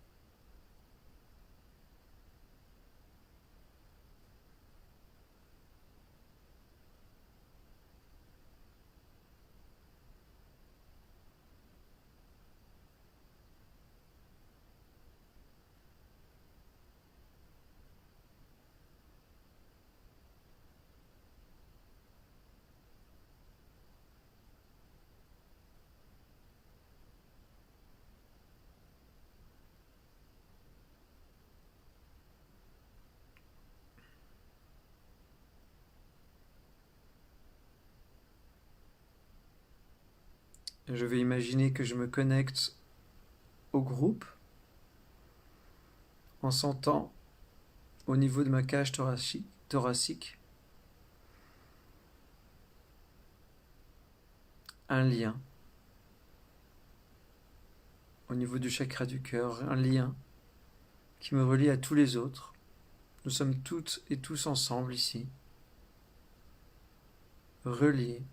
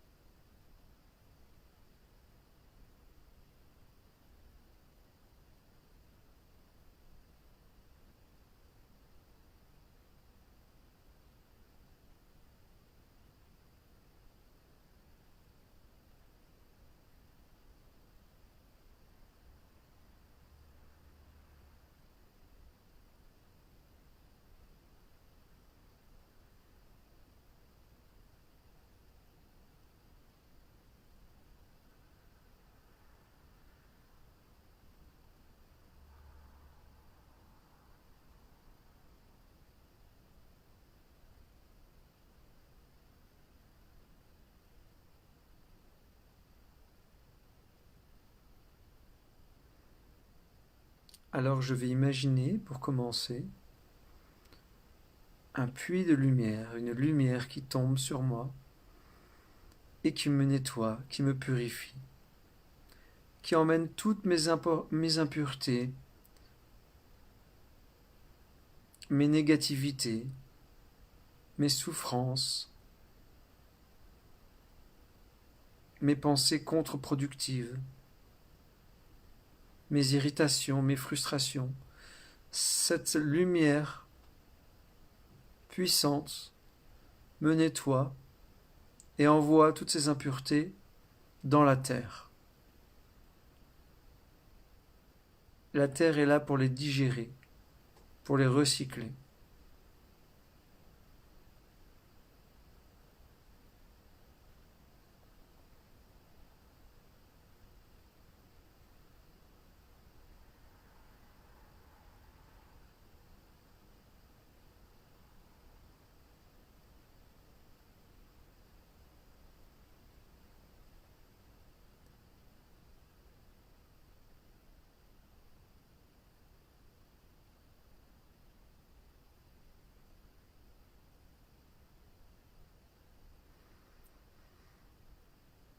Je demande intérieurement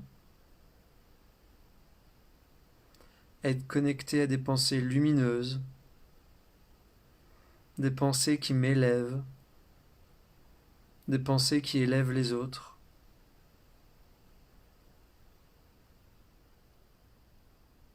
De recevoir de l'amour.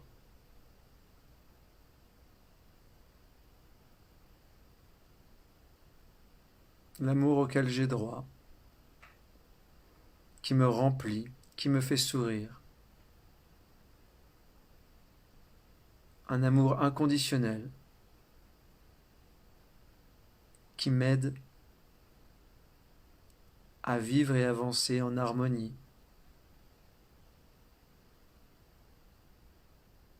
Un amour qui remplit mes milliards de cellules,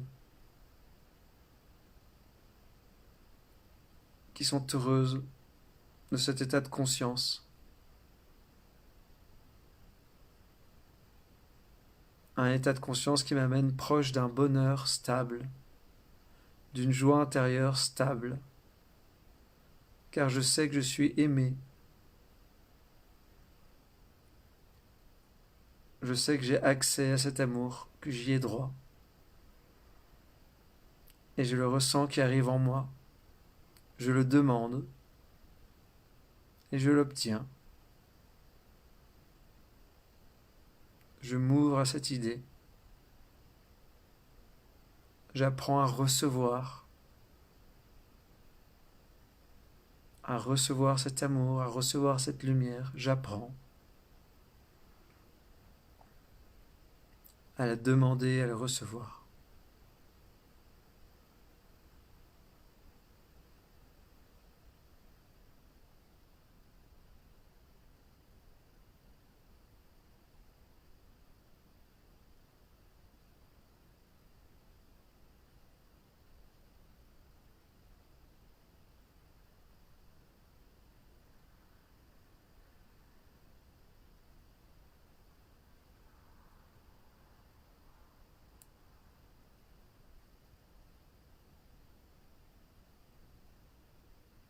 Je sens que quand je suis connecté à cet amour, tout va bien.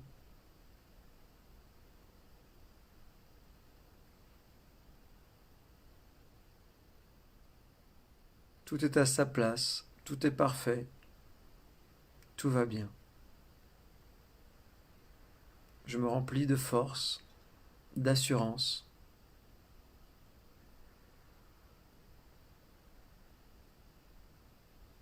Je reçois avec le sourire.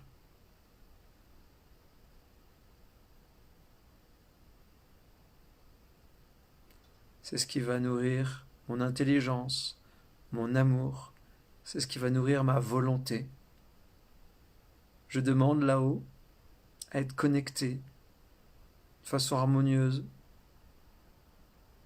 à la volonté, à l'amour, à l'intelligence, pour m'aider, pour me guider tous les jours et avoir accès à ce réservoir inépuisable.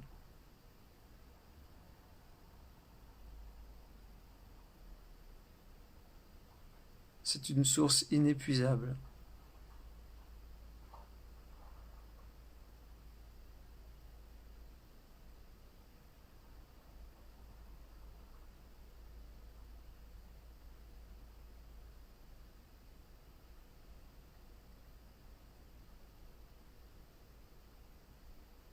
Je demande, j'ai confiance et je reçois. J'apprends à demander, à avoir confiance et à recevoir. Il y a énormément de choses disponibles pour moi là-haut. Il faut que je sois ouvert, ouverte, que j'accueille, que je demande, que j'accueille et que j'ai confiance.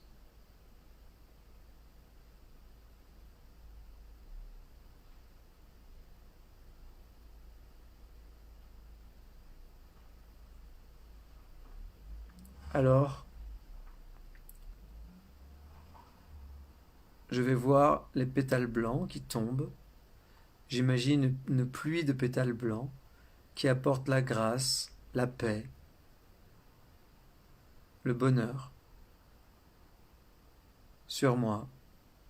Ça tombe joyeusement, gracieusement, légèrement sur ma tête, sur mes épaules, sur mes jambes, sur moi et partout autour de moi.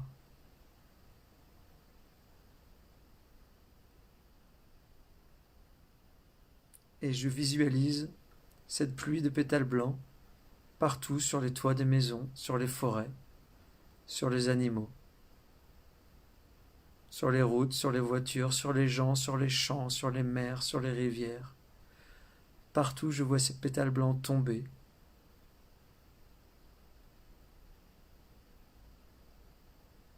Et apporter du bonheur et de la paix à tous les êtres, les animaux enfermés, les animaux malheureux, les êtres humains qui sont tristes, qui souffrent, qui sont dans la rue ou qui sont enfermés à l'hôpital ou dans une prison ou qui sont malades. Toutes ces personnes seules. Par le biais de ces pétales, je leur envoie toute ma bienveillance et mes souhaits de bonheur et de paix. Les vivants, les non-vivants, les visibles, les invisibles.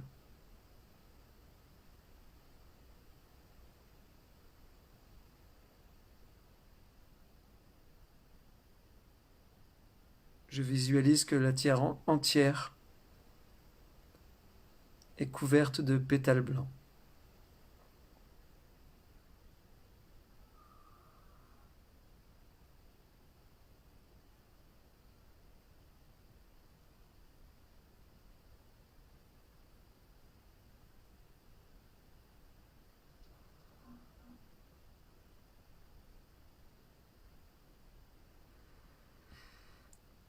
Je souhaite profondément, avec toute ma volonté et ma force,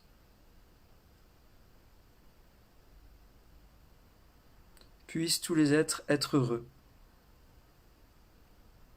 Puissent-ils tous rencontrer le bonheur et la paix.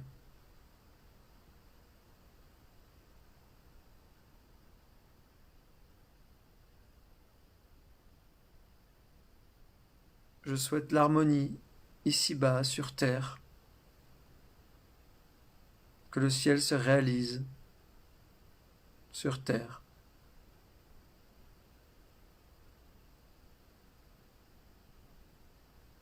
Puissent tous les êtres être heureux.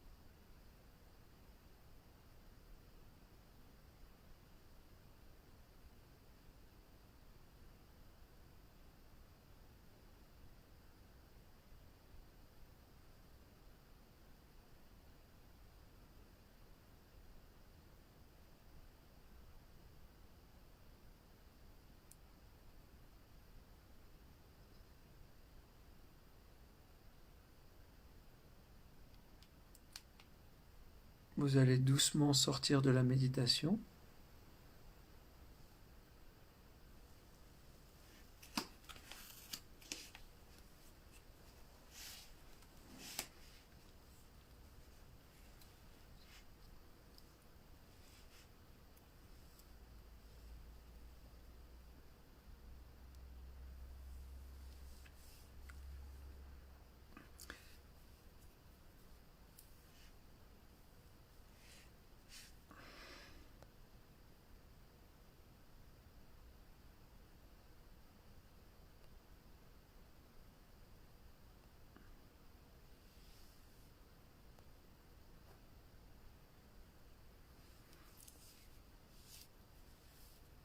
Voilà.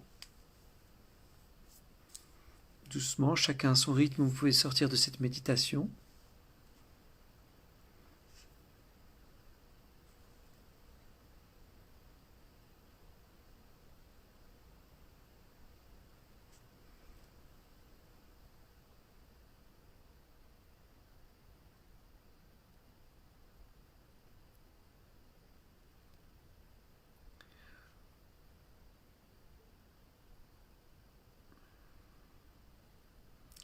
Alors vous aurez remarqué que quand on fait cette méditation, je vous propose toujours des alternances entre le réceptif et l'émissif. On reçoit pour redistribuer. On reçoit, on apprend à se remplir, à recevoir pour ensuite distribuer, ou au moins visualiser une distribution qui ne vient pas de nous, mais en tout cas toujours un courant.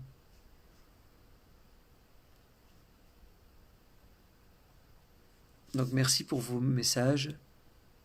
Toujours beaucoup d'émotions intenses, dit Francine. C'était merveilleux, merci beaucoup, dit Sylvie. Vraiment agréable, merci à tous, dit Lily Rose. C'est tellement beau d'envoyer de l'amour, dit Carole. Patrick dit ah, mes jambes, aïe aïe. Au départ, ça fait mal. Hein.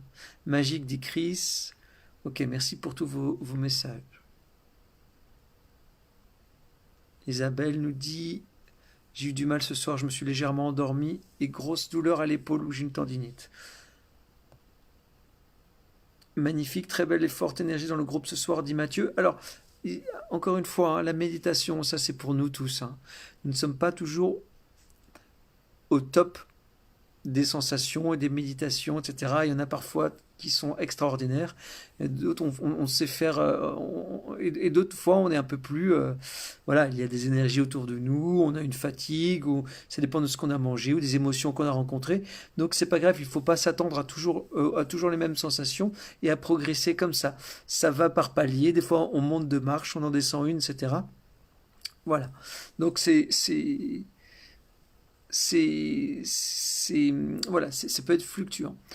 Michel dit une très très forte connexion ce soir, beaucoup d'amour ressenti. J'ai bien senti ce courant ce soir, dit Sylvie. Une très forte connexion ce soir, beaucoup d'amour ressenti, dit Michel. Merci pour ces beaux moments, j'ai encore loupé un bout, dit Sophie. Voilà. Euh, euh, Karine dit j'ai descendu une marche ce soir, c'est pas grave du tout.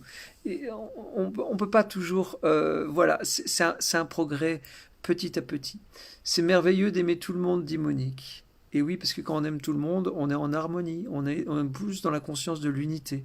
Donc, ce qui fait qu'on n'est plus dans la séparation et dans cette, de ce problème, dans cette vision qui nous descend, qui descend nos vibrations.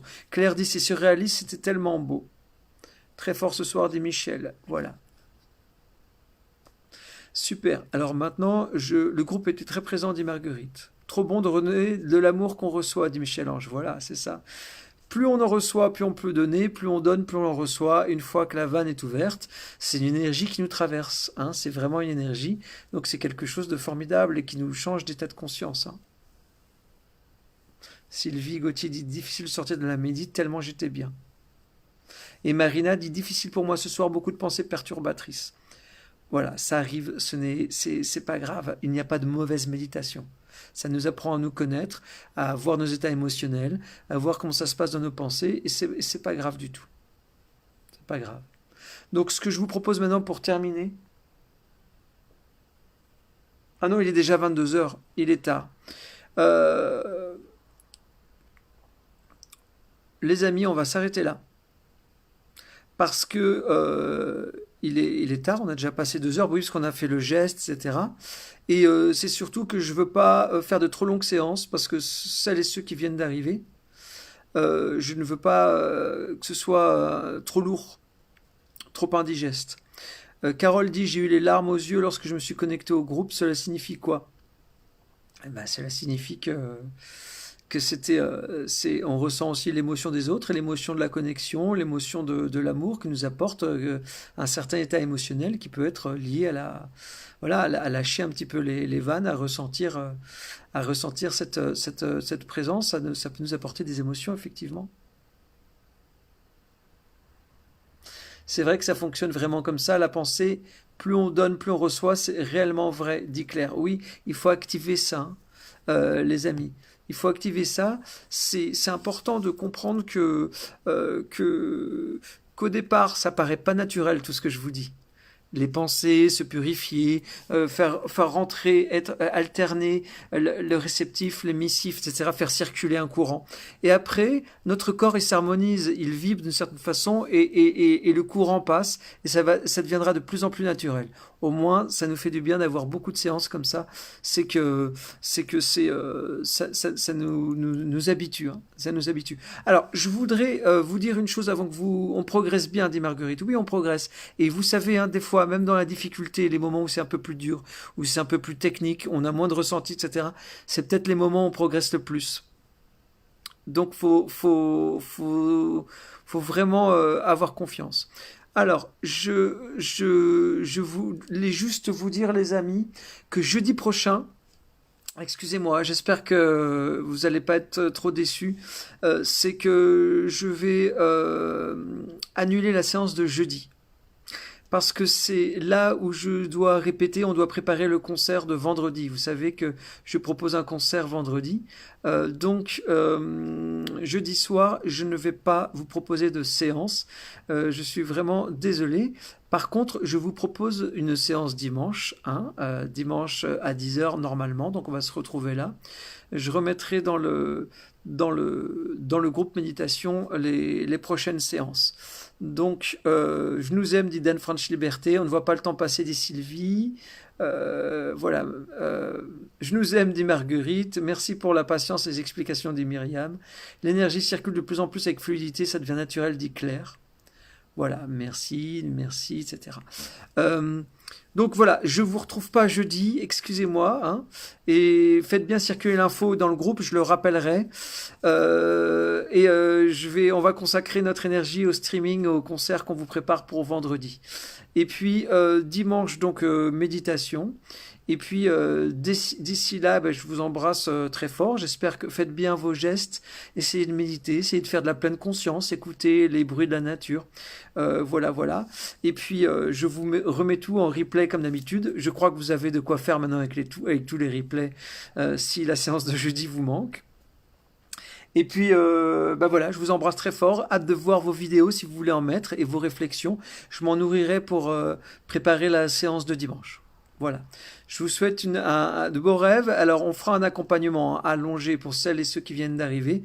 On finit souvent les séances par 20 minutes ou 30 minutes de voyage en musique. Et je vous accompagne, je vous guide vers une nouvelle exploration intérieure.